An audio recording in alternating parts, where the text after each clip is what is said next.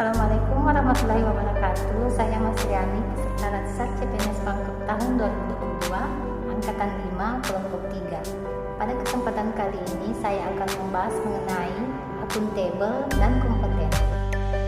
Akuntabilitas adalah kewajiban untuk bertanggung jawab kepada seseorang atau organisasi yang memberikan amanat atas kepercayaan yang telah diberikan. Terdapat 3 fungsi atau peran akuntabilitas, yaitu yang pertama, untuk menyediakan kontrol demokratis atau peran demokrasi. Yang kedua, untuk mencegah korupsi dan penyalahgunaan kekuasaan atau peran konstitusional. Yang ketiga, untuk meningkatkan efisiensi dan efektivitas atau peran belajar.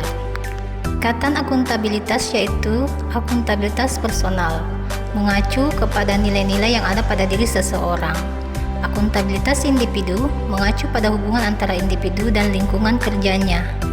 Akuntabilitas kelompok mengacu kepada pembagian kewenangan dan semangat kerjasama yang tinggi antar berbagai kelompok yang ada dalam sebuah institusi.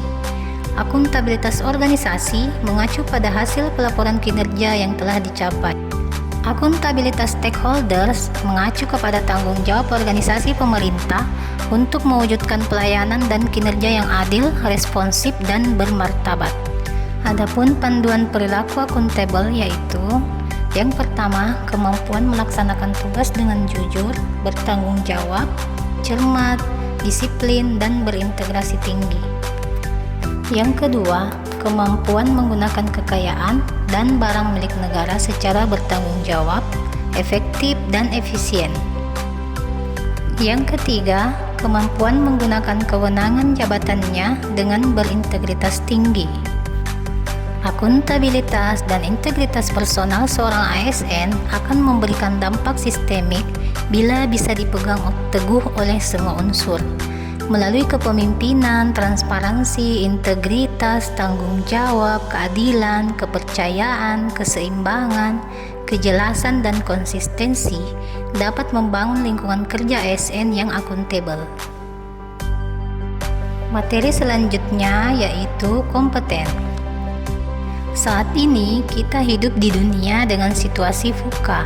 VUCA sendiri adalah akronim dari volatile, yaitu dunia yang penuh gejolak, U, uncertain, yaitu penuh ketidakpastian, C, kompleks, yaitu situasi yang saling berkaitan dan saling mempengaruhi, A, ambigu, yaitu ambiguitas atau bermakna ganda. Prinsip pengelolaan ASN yaitu berbasis merit, yakni seluruh aspek pengelolaan ASN harus memenuhi kesesuaian kualifikasi, kompetensi, dan kinerja, termasuk tidak boleh ada perlakuan yang diskriminatif seperti hubungan agama, kesukuan, atau aspek-aspek primordial lainnya yang bersifat subjektif. Kompetensi meliputi 3 hal. Yang pertama, kompetensi teknis adalah pengetahuan, keterampilan, dan sikap yang dapat diamati, diukur, dan dikembangkan. Yang kedua, kompetensi manajerial adalah berkaitan dengan kemampuan memimpin atau mengelola unit organisasi. Yang ketiga, kompetensi sosial kultural adalah berkaitan dengan pengalaman berinteraksi dengan masyarakat majemuk dalam hal agama, suku, dan budaya. Dalam menentukan pendekatan pengembangan talenta ASN ditentukan dengan peta 9 box pengembangan, di mana kebutuhan pengembangan pegawai sesuai dengan hasil pemetaan pegawai dalam 9 box tersebut. Terkait dengan perwujudan kompetensi ASN, berikut saya jabarkan panduan perilaku kompeten, yaitu yang pertama, meningkatkan kompetensi diri. Yang kedua, membantu orang lain belajar.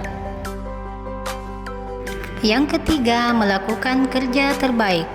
Demikianlah pemaparan materi dari saya.